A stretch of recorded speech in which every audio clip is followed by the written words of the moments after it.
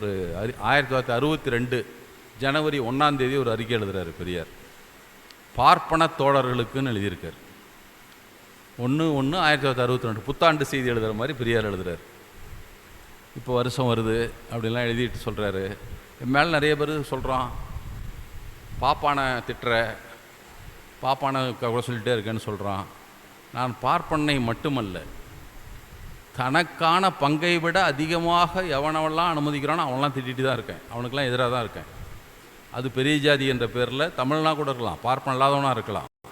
யாரெல்லாம் தனக்கு உரிய பங்குக்கு மேல் பங்கை அனுபவிக்கிறாங்களோ அவங்களுக்கு மேலாம் கோபம் இருக்குது.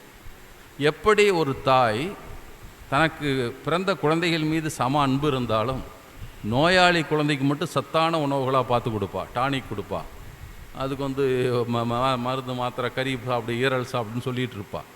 அதுபோல் சமுதாயத்தில் பலவீனமாக இருக்கிற மக்களுக்கு நான் கூடுதலாக சத்து உணவு கொடுக்கணும்னு நினைக்கிறேன்.